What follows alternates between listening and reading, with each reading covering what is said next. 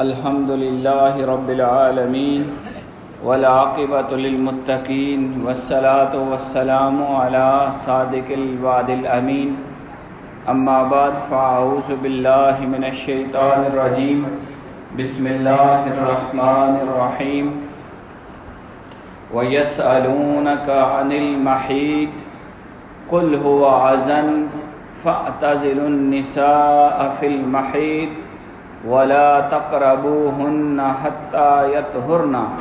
فَإِذَا تَطَهَّرْنَ فَأْتُوهُنَّ مِنْ حَيْثُ أَمَرَكُمُ اللَّهُ إِنَّ اللَّهَ يُحِبُّ التَّوَّابِينَ وَيُحِبُّ الْمُتَطَهِّرِينَ صدق اللہ العظیم۔ ان اللہ وملائکتہ یصلون علی النبی یا ایھا الذین آمنوا صلوا علیہ وسلموا تسلیما۔ اللہم صل علی سیدنا ومولانا محمد وعلی آل سیدنا ومولانا محمد وبارک وسلم وصلی علیہ۔ اللہ رب العزت کا شکر ادا کرتے ہیں کہ اس نے ہمیں توفیق عطا کی کہ ہم اس کے گھر میں بیٹھ کر اس کا ذکر کریں اور اپنی تمام حاجتیں اس کی بارگاہ میں پیش کریں۔ اسلام دین رحمت ہے اور دین اعتدال ہے۔ اسلام کے اندر اعتدال، میانہ روی اور ایک سیدھا راستہ ہے، نہ جھکاؤ دائیں طرف ہے نہ جھکاؤ بائیں طرف ہے۔ اسلام اپنے ماننے والوں کو رحمت کے ساتھ، مہربانی کے ساتھ راہ مستقیم اور درمیانی راہ پر چلنے کی رہنمائی کرتا ہے۔ قرآن مجید کی جو تعلیمات ہم پڑھ رہے ہیں اور جو اللہ رب العزت کی طرف سے ہمیں ہدایات دی جا رہی ہیں، آپ ان سب کا اگر خلاصہ سمجھنا چاہیں تو بات یہ سمجھ آتی ہے کہ اسلام اپنے ماننے والوں کے لیے رہنمائی کرتے ہوئے آسانیاں پیدا کرتا ہے اور ان کے لیے رحمت کا باعث ہے، اور وہ کام جو اسلام کے ماننے والے مسلمانوں کے لیے نقصان دہ ہے، جو ان کے لیے ضرر کا باعث ہے، جو فائدہ مند نہیں، اسلام اپنے ماننے والوں کو ان سے روکتا ہے، اور جو ان کے لیے نفع کا باعث ہے، جو فائدے کا باعث ہے، جو ان کے لیے دین و دنیا میں بہتری کا ذریعہ ہے، اسلام وہ راہیں روشن کر کے ہمارے سامنے بیان کرتا ہے۔ قرآن مجید میں آج پھر ہم ایک سوال پڑھیں گے جو صحابہ کرام میں سے لوگوں نے حضور علیہ السلام سے پوچھا۔ آپ کو پتہ ہے کہ جو بھی مسئلہ پیش آتا وہ آقا علیہ السلام کی بارگاہ میں عرض کرتے۔ جو بات ابہام میں ہوتی، واضح نہ ہوتی، یا کسی مسئلے میں کوئی ان کو کلیئرٹی نہ ہوتی، وضاحت چاہتے، تو آقا علیہ السلام کی بارگاہ میں بطور سوال عرض کرتے تھے۔ اور قرآن مجید نے، اب یہ دیکھیں اللہ رب العزت کی ذات کے ساتھ، حضور کے ساتھ اللہ کا جو محبت والا ایک خاص تعلق ہے، اس خاص تعلق کو اللہ ظاہر کرتے ہوئے فرماتا ہے، محبوب وہ آپ سے پوچھتے ہیں،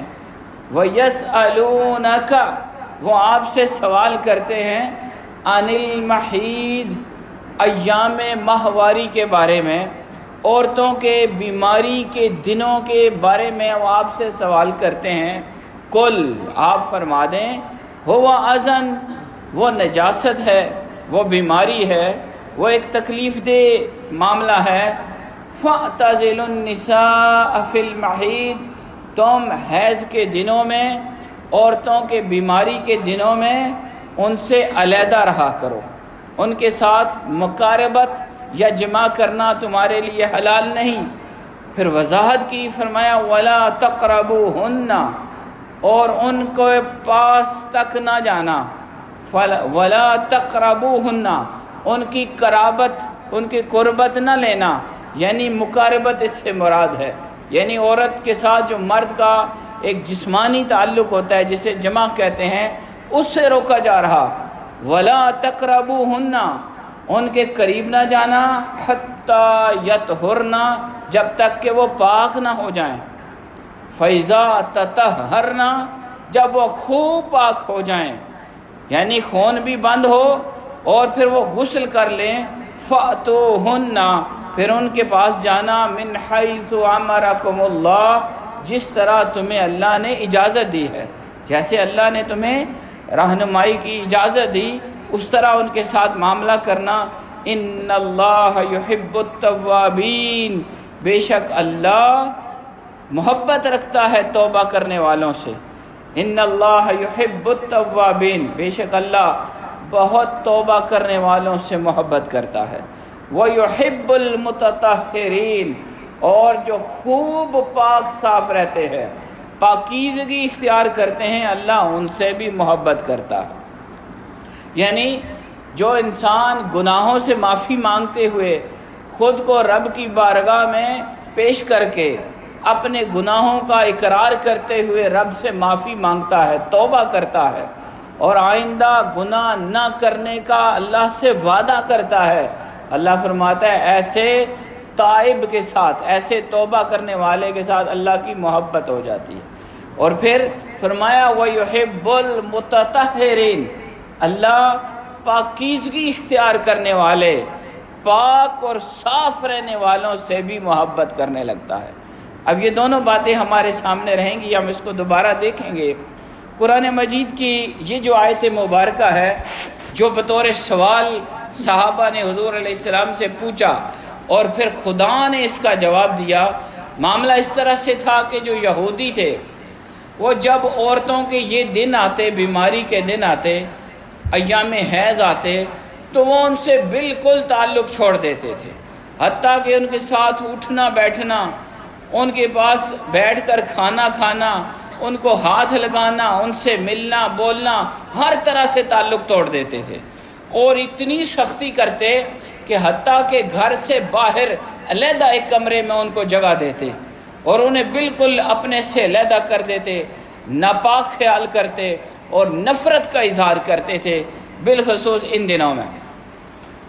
اب یہاں پر آپ غور کیجئے گا، اسلام کا جو تعلیم ہے اسلام کی، اس کو بھی سامنے رکھیں اور یہودیوں کی تاریخ پوری کو بھی سامنے رکھیں۔ آج مسلمانوں پر یہ اعتراض ہے، یہ بات کی جاتی ہے کہ اسلام نے عورتوں کو پورے حق نہیں دیے۔ آج یہ ہمارے اوپر اعتراض ہے، جو جدید زمانہ ہے، اور پھر کچھ نادان ہمارے مسلمان وہ بھی ان کے ساتھ مل جاتے ہیں، کہتے ہیں جی عورتوں کو پورے حق نہیں ہے، مردوں کو حق زیادہ ہیں۔ اس کے اوپر آگے جا کے جب احکام آئیں گے ہم بات کریں گے، لیکن اس بات سے بھی آپ غور کریں کہ یہودیوں کا اپنا طرز عمل کیسا تھا، وہ اپنی عورتوں کے ساتھ کیسا سلوک کرتے۔ کیسی عجیب بات ہے، آپ ذرا ذہن میں لائیں کہ ایک وہ آپ کی بیوی ہے، آپ کی بچوں کی ماں ہے، آپ کی خدمت گار ہے، آپ کو کھانا پکا کے دیتی ہے، آپ کے گھر اور عزت کی رکھوالی کرنے والی ہے، جب عارضی طور پر اس کے اوپر بیماری آتی ہے تو اس کے ساتھ جو ان کا رویہ ہے کہ گھر سے باہر علیحدہ ایک کمرے میں اور دور دراز اس کو علیحدہ کر دینا، ملنا بولنا، کھانا پینا، اٹھنا بیٹھنا، ہر چیز سے علیحدہ کر دینا، کیا یہ انسانیت کا تقاضا ہے؟ کیا انسانیت یہ ڈیمانڈ کرتی ہے کہ وہ جو آپ کی زندگی کا ساتھی ہے، جو آپ کے لیے نفع کا باعث ہے، جو آپ کے لیے سکون کا باعث ہے، جو آپ کے لیے آپ کی اولاد کے حصول کا ذریعہ ہے، جو آپ کا ہمدرد ہے، جو آپ کا ساتھی ہے، اس کے ساتھ یوں سلوک کیا جائے؟ کیا یہ انسانیت ہے؟ کوئی بھی انسان اس کو انسانی رویہ نہیں مانے گا، بلکہ یہ غیر انسانی رویہ ہے۔ جیسے آپ ذمہ دار لوگ ہیں، آپ اپنے جانوروں کو علیحدہ جگہ دیتے ہیں، علیحدہ آپ نے ان کے لیے ایک پسار یا کوئی کمرہ بنایا ہوتا ہے، بھئی ان کی گندگی بھی ہوتی ہے، ان کو علیحدہ رکھا جائے۔ تو یہ طریقہ، یہ نفرت اور یہ اظہار ناپسندیدگی، یہ اسلام کا طریقہ نہیں۔ اسلام نے اس کو بیلنس کیا اور اس کو درمیان میں لے کر آیا، اعتدال کے راستہ اپنایا۔ اسی لیے میں نے شروع میں آپ کو بتایا کہ اسلام دین رحمت ہے، دین اعتدال ہے، یہ درمیانہ راستے پر چلنے والا دین ہے، نہ دائیں طرف جھک جاتا ہے نہ بالکل بائیں طرف، بلکہ راہ اعتدال، درمیانی راستہ اختیار کرتا ہے۔ اسی طرح جو مشرک تھے، یہ تو یہودی تھے جو تورات کے ماننے والے، موسیٰ علیہ السلام کے ماننے والے تھے، دین الہی کے قائل تھے، آسمانی دین کو ماننے والے ہو کر ان کا یہ رویہ تھا۔ لیکن ساتھ ساتھ جو مشرکین مکہ تھے یا مشرکین تھے، ان کے اندر بھی یہ بات پائی جاتی تھی۔ جو مشرک، شرک کرنے والے، جو کسی کو دین کو نہیں مانتے، کسی کتاب کو نہیں مانتے، کسی رسول کو نہیں مانتے، وہ بھی جب عورتوں کے اوپر بیماری کے یہ دن آتے تو ان کے ساتھ ایسا ہی طریقہ اختیار کرتے۔ تو جب یہ حال بنا، دوسری طرف آپ دیکھیں جو عیسائی تھے، حضرت عیسیٰ علیہ السلام کے ماننے والے، انجیل کے ماننے والے، انہوں نے کوئی پابندی نہیں رکھی ہوئی تھی۔ وہ جیسے عام پاک دنوں میں عورتوں کے ساتھ تعلق رکھتے، ویسے ہی وہ ان کی ناپاکی کی حالت میں ان سے تعلقات رکھتے، ان سے ملتے جلتے، جمع کرتے، کوئی فرق نہیں رکھا ہوا تھا۔ تو یہ دونوں ایک انتہائیں تھیں، ادھر بھی بالکل تعلق توڑ کر غیر انسانی طریقہ،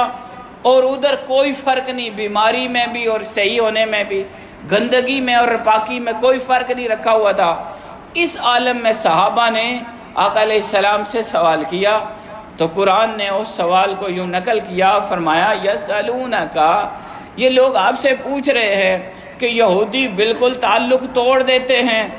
اور ان کو ناپاک اور نفرت کا اظہار کرتے ہیں، علیحدہ کر دیتے ہیں،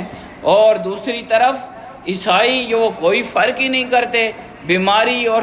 تندرستی میں۔ تو حضور ہمارے لیے کیا حکم ہے؟ ہم جب عورتوں کے اوپر ایسے ایام آئیں تو ہم ان کے ساتھ کیسا تعلق رکھیں؟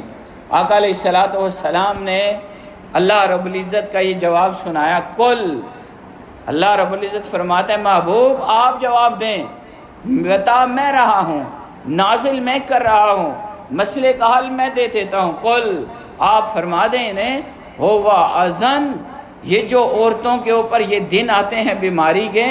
یہ نجاست کے دن ہیں، یہ تکلیف دہ دن ہیں، یہ انتہائی پریشانی کے دن ہیں،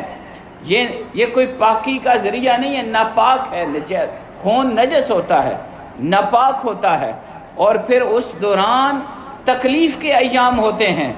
ایسے دنوں میں فَاعْتَزِلُوا النِّسَاءَ، عورتوں سے علیحدہ ہو جاؤ،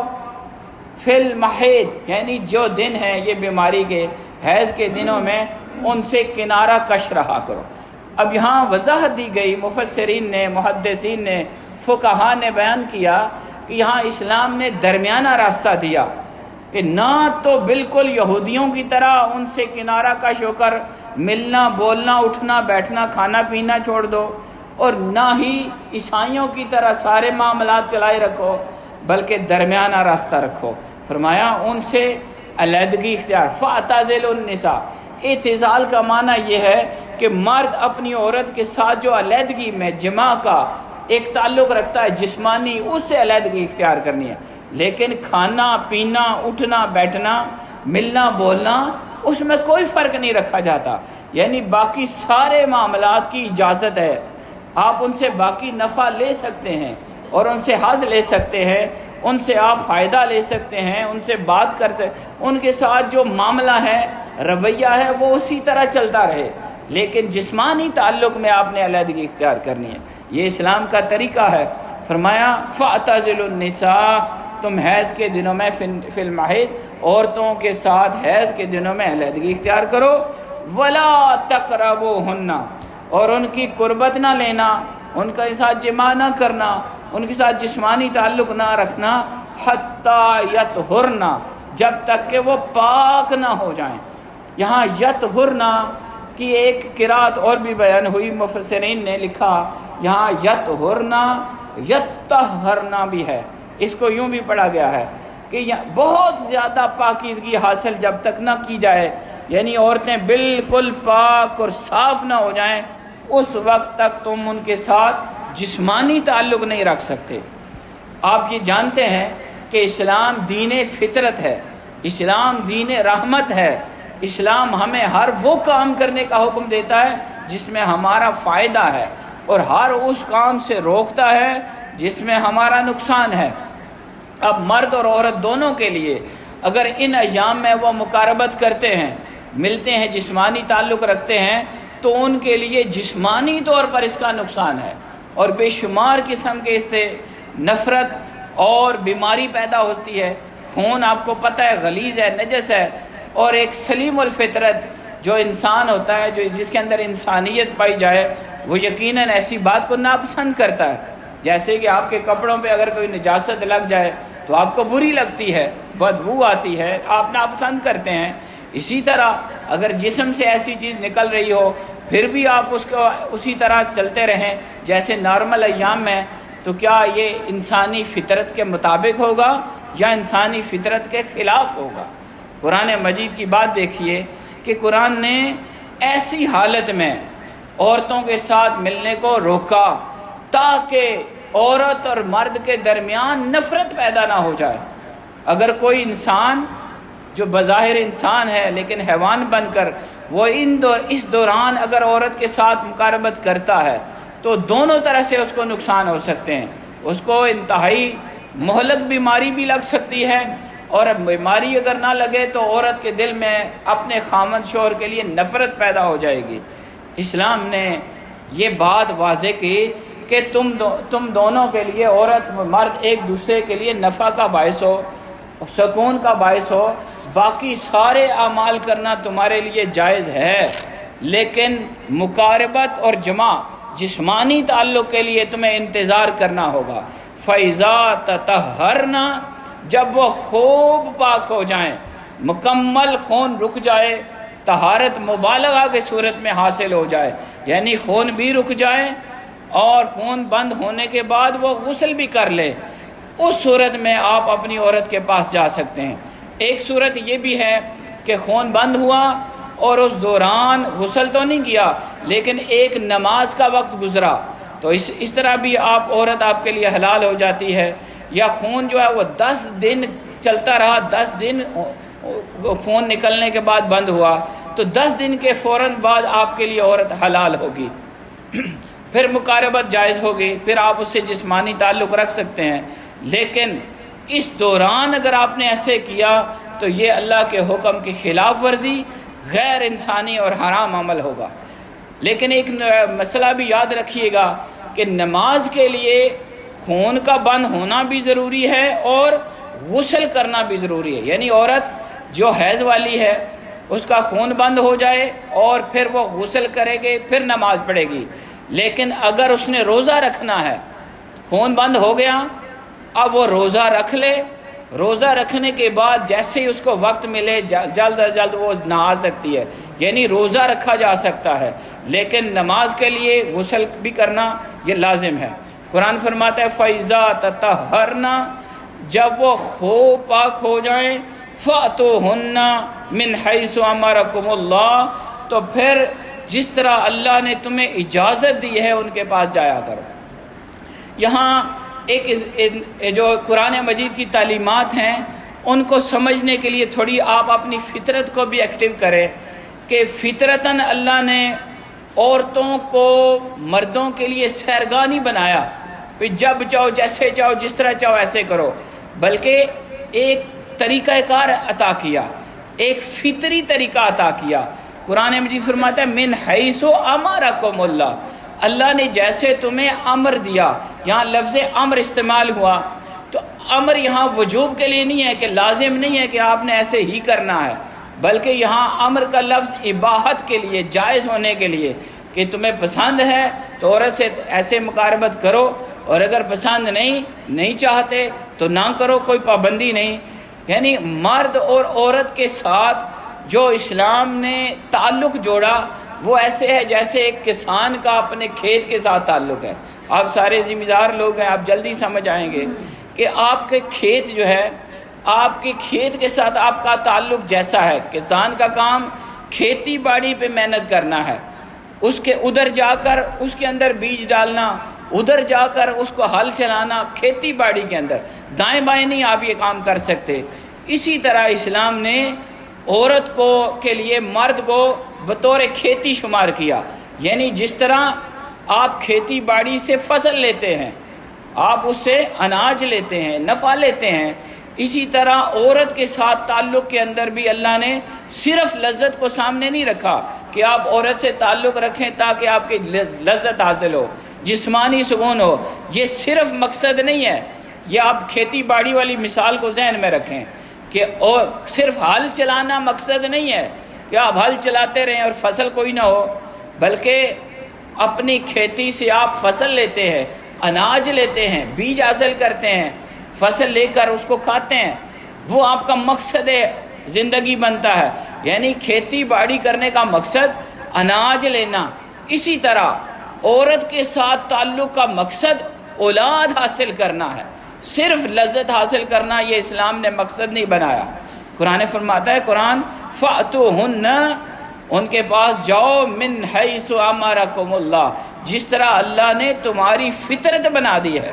اللہ نے ایک فطری طریقہ ہر جاندار کے اندر یہ رکھ دیا ہے، انسانوں میں بھی رکھا اور ہر جاندار کے اندر اللہ نے یہ تعلق رکھا۔ کیوں رکھا؟ تاکہ نسل آگے چلے، انسانی نسل چلانے کے لیے حیوانات، چرند پرند، کائنات کی ہر شے جو ذی روح ہے، جاندار ہے، اللہ نے اسے جوڑا جوڑا پیدا کیا۔ مقصد کیا؟ تاکہ ان کا آپس میں ملاپ ہو اور ان کی نسل آگے چلے۔ یعنی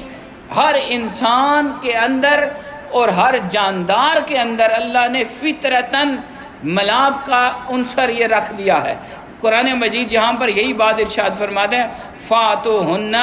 مِنْ حَيْثُ أَمَرَكُمُ اللَّهُ، اللہ نے جیسے تمہاری فطرت میں یہ بات ڈال دی ہے کہ مرد عورت کے ساتھ ملے گا، میل فیمیل کے ساتھ ملاقات کرے گا، اسی طرح انسانوں میں، اسی طرح جانوروں میں، اسی طرح پرندوں میں، ہر شے میں اللہ نے یہ ایک فطری عمل بنا کے رکھ دیا ہے۔ تو قرآن مجید نے ایک انسان کو یہ راستہ بتا دیا کہ امر تو تمہیں یہ نہیں کہ تمہارے اوپر لازم ہے عورت جیسے ہی پاکیزہ ہو تم اس سے ملو، نہیں، بلکہ یہ اباحت کے لیے ہے، جائز ہے۔ اور طریقہ یاد رکھنا ہے کہ جس طرح کسان کا